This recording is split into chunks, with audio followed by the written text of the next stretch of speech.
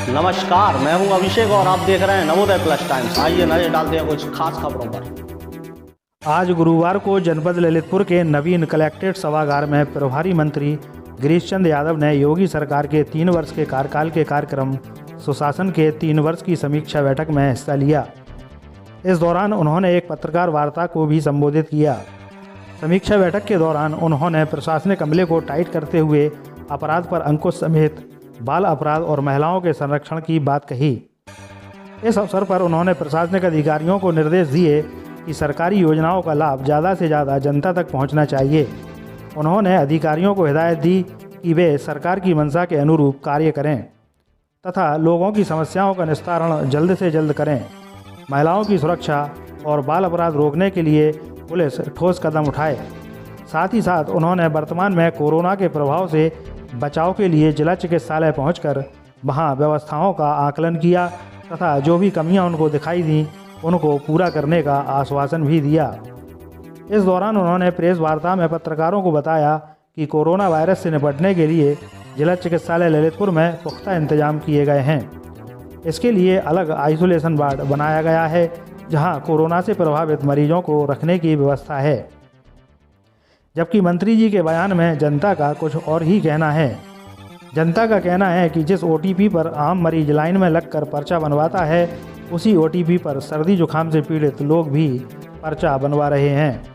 Corona के संक्रमित मरीजों के लिए अस्पताल में कहीं भी कोई अलग से व्यवस्था नहीं की गई है। लोगों ने बताया कि सफाई कर्मी भी मास्क का इस्तेमाल नहीं कर रहे हैं। इसके अलावा जनता ने अस्पताल में व्याप्त और भी कई समस्याएं मंत्री जी के सामने रखीं।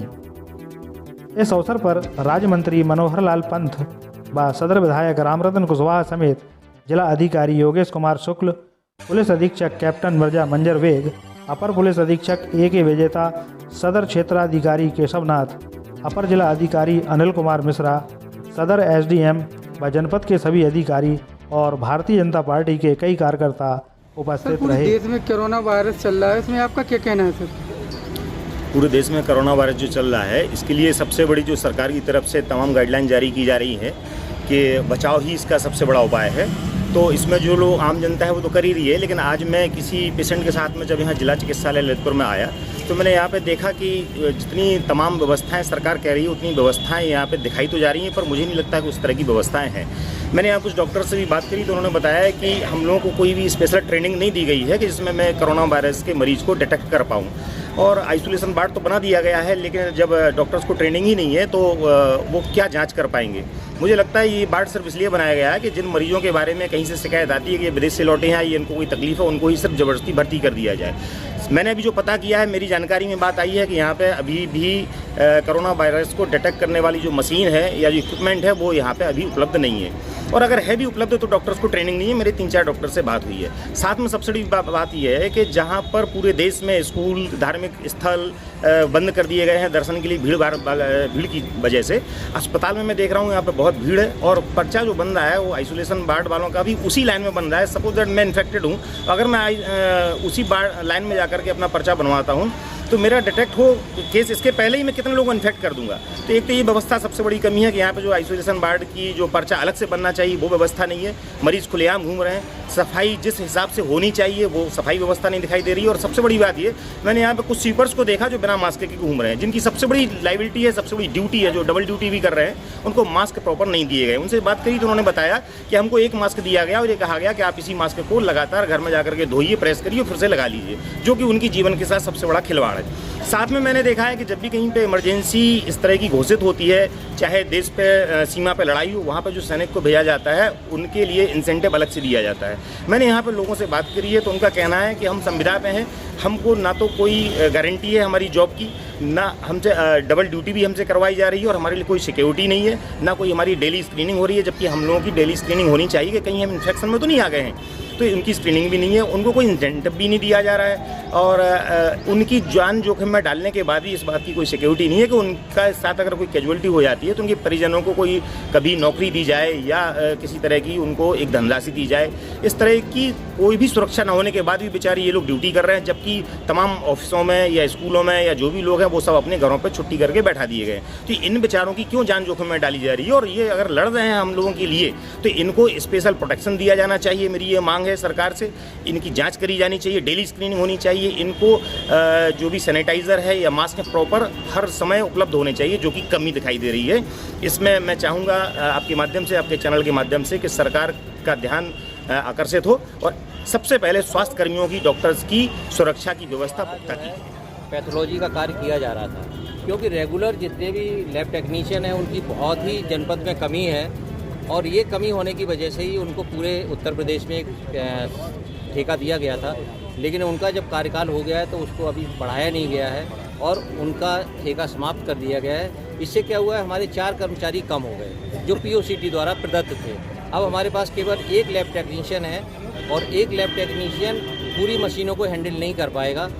तो इसलिए स्टाफ की कमी की वजह से जितना संभव हो सकता था उतने आज टेस्ट किए गए हैं और हम लोग बराबर शासन के संपर्क में हैं। शासन को भी पत्र लिख दिया है कि POCT के जो कर्मचारी थे उनको हटा दिया गया है, जिससे यहाँ की सेवाएं बाधित हो रही हैं। तो मैं समझता हूँ शीघ्र ही इस पर कार्रवाई होगी। और मैंने लोग कर लिया है, वेंटिलेटर की व्यवस्था कर लिया है, 10 वार्ड लगे हुए हैं और सारी मतलब ऑक्सीजन सब चीज़ों की व्यवस्था सुनिश्चित किया है। और भी इनको निर्देश दिया गया है जो भी स्वास्थ्य के लिए, कोरोना से निपटने के लिए आवश्यक है उन सब का इंतजाम करेंगे। अलग से वार्ड डेवलप कर लिया है, बैरिकेडिंग कर लिया है, उधर जाएंगे नहीं लोग, इन सब सुविधाओं के लिए। और ट्रेंड, हमने ये बात को कहा, माननीय मुख्यमंत्री जी ने भी स्वास्थ्य विभाग के लोगों को इस बात का निर्देश दिया, ट्रेंड लोग, प्रशिक्षित लोग लगाए जाएंगे। और मुझे लगता है कि जिस तरह से सतर्कता और पूरी वो के साथ सरकार ने इसको गंभीरता से लिया, उस तरह से फिर से आइसोलेट किया जाएगा। इसको फिर आइसोलेट करेंगे। अभी तो कोई पेशेंट आया नहीं फिलहाल, अभी तक कोई पेशेंट आया नहीं है और रोज सफाई हो रही है सर। और इस बात का भी मैंने निर्देश दिया है कि जो जूते चप्पल है, जो लोग अगर कोई पेशेंट आता भी है तो बाहर ही वो निकलकर उसके साथ रहने वाले लोग जाएंगे और पूरे स्वास्थ्य के दृष्टि से क्या आवश्यक है वो सब का पालन कराएंगे। सर जिन डॉक्टरों की सर जो ड्यूटी लगी है वो अनट्रेनिंग है सर? ट्रेन है, सभी ट्रेन, सभी ट्रेन। अच्छा, लेकिन जिला चिकित्सालय में कोई भी ड्रेस कोड में नहीं दिखाई दे रहा कर्मचारी। आज आप देख ले, अभी इमरजेंसी ड्रेस में देख रहे हैं नहीं सर, मास्क सर जो कौन सफाई कर्मी है और कौन वार्ड बॉय है, ये डॉक्टर साहब दिख रहे हैं। जी बताएं। डॉक्टर्स के प्रोवाइड ड्रेस है, वो डॉक्टर पहनते हैं। कोरोना के दृष्टि से ये बात कहा गया है कि सब लोग जो है दूरी बना के 1 मीटर की दूरी से बातचीत करेंगे, वो करेंगे उनके देखाव में। और क्या बोलते हैं, सैनिटाइजर का भी उपयोग करेंगे, उसे लगाकर उसको करेंगे। 1 घंटे 1.5 घंटे उसका प्रयोग हो रहा है। किसी भी वो उससे निपटने के लिए पूरा स्वास्थ्य विभाग सक्षम है और उसके लिए पूरी उपलब्धता है, किसी प्रकार कोई कमी नहीं। सर पेशेंट को बहुत दिक्कत होती है सर, पर्ची बनाने के लिए एक ही पर्चा काउंटर बना है सर। पर्चा 2 बनवा देंगे।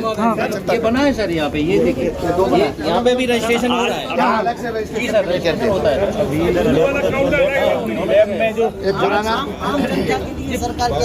पुराना के लिए अलग से कर दिया, आम बचाव के लिए। देखिए आम बचाव हो नहीं रहे हैं, पहले मेरी बात सुनिए, बराज आप मेरी बात सुनो। ये कोई वितरित करने की व्यवस्था नहीं, इससे हमको बचना है, बचाव करना है। अब आप लोग खुद नहीं बचाव कर रहे हैं, सरकार बार बार कह रही है। स्वास्थ्य विभाग के लोग, पहले मैं बात सुनो, स्वास्थ्य विभाग के लोग कर रहे हैं इकट्ठा न होइए, ज़्यादा मास में न होइए।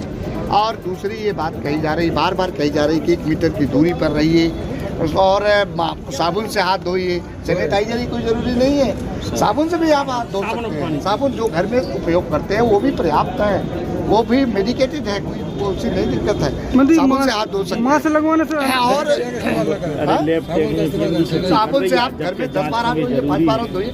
ये सबसे, देखिए ये अकेले सतर्कता आवश्यक है। हमको सब एक देश के नागरिक हैं, प्रदेश के नागरिक हैं, हम सब लोगों को इससे सतर्कता बरतनी चाहिए, सावधानी बरतनी चाहिए। मैंने पहले भी कहा था इकट्ठा में, मास में इकट्ठा न हो। नवोदय प्लस टाइम्स के लिए ललितपुर से नासिर मीडिया की रिपोर्ट।